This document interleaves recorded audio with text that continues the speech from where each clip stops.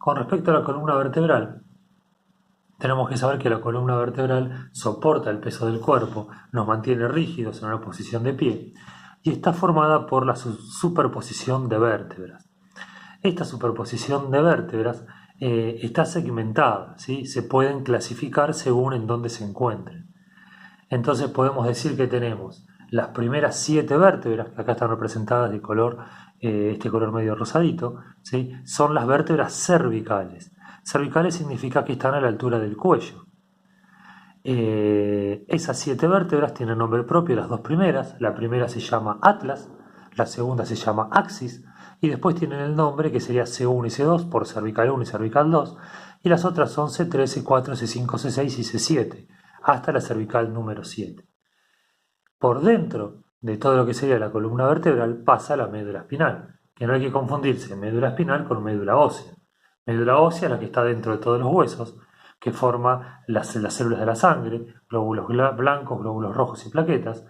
En cambio, la médula espinal es la que pasa por dentro de la columna, donde van los nervios y la información motora, sensitiva y la regulación del funcionamiento de todos los órganos de nuestro cuerpo.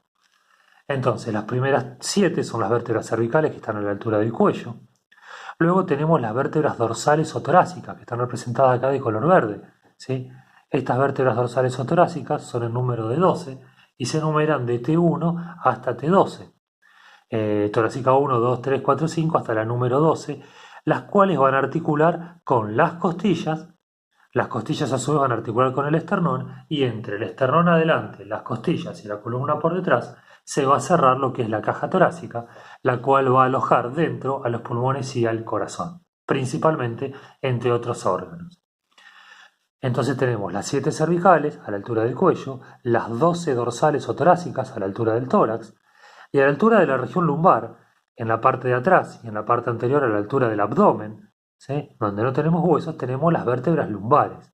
Las vértebras lumbares son el número de 5, que se las llama de L1 hasta L5, ¿sí?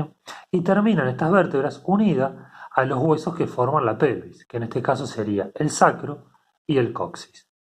Entonces, para repetir, tenemos 7 vértebras cervicales a la altura del cuello, 12 vértebras dorsales a la altura del tórax, 5 vértebras lumbares a la altura de la región lumbar y después, formando parte de la pelvis, pero también de la columna, el sacro y el coxis. Ya vamos a hablar más detalladamente cada uno de ellos, pero el sacro es un único hueso formado por la fusión de 5 vértebras sacras, que esto ocurre en la vida intrauterina, pero cada una de estas es una vértebra sacra. En total vemos las 5. Esta es la columna vista de adelante y esta es la columna vista de atrás. Y por último tenemos el coxis, que está formado por la unión de 3 a 5 vértebras coxígeas. Algunas personas tienen 3 vértebras coxígeas que forman el coxis, otras tienen 4 y otras tienen 5. También están fusionadas entre sí, formando un único hueso que es el coxis. Entonces acá tenemos la vista anterior de la columna vertebral y acá tenemos la vista posterior, vista desde atrás con el sacro y el coxis. Sacro y coxis forman parte de la pelvis. Si ven, las vértebras van aumentando de tamaño a medida que vamos descendiendo en la columna vertebral porque cada vez tienen que soportar mayor peso. También, para destacar e ir terminando con este video, vemos que la columna es exactamente derecha o perfectamente derecha en situación normal, vista desde adelante o en su cara anterior. En su cara posterior la columna es también derecha, pero si la ponemos de perfil, la columna tiene curvaturas normales, ¿sí? A nivel del cuello, piense que esta persona está mirando hacia allá, como está apuntando mi lápiz. Acá estaría la nariz de la persona, ¿sí? La boca y acá estaría la nuca. Entonces a nivel del cuello tiene una pequeña curva que es convexa hacia adelante. Esto es convexo. Sí, mirando de acá esto es convexo. Esta curva se llama lordosis cervical. Normal, es una curvatura normal, una lordosis cervical. Después la curvatura cambia y se hace al revés. Miren cómo acá cambia, se hace cóncavo hacia adelante. Esta curvatura se llama cifosis dorsal. Y luego la curvatura vuelve a cambiar y se vuelve a hacer como la primera. Esto a nivel lumbar se llama lordosis lumbar. Entonces, vista de perfil, las curvaturas normales que tiene la columna son lordosis cervical, sífosis dorsal, lordosis lumbar, y después está el sacro, que ya tiene una curvatura propia, y el coxis, que forman acá la cavidad que sería la pelvis, o que va a ser posteriormente la pelvis. Ahora, si nosotros vemos, acá tenemos las curvaturas como hablábamos, la lordosis cervical, sífosis dorsal, lordosis lumbar, esto es lo normal visto de perfil. Pero como dijimos, visto de frente o de adelante o de atrás, como sea, la columna tiene que ser derecha.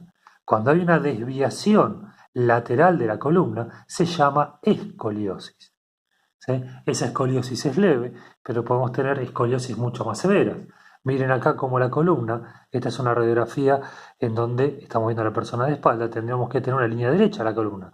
Fíjense cómo la columna se desvía hacia el costado y después vuelve a la línea media y termina cayendo, articulándose con el sacro, formando la pelvis. Esto sería una escoliosis, que es la desviación lateral de la columna vertebral.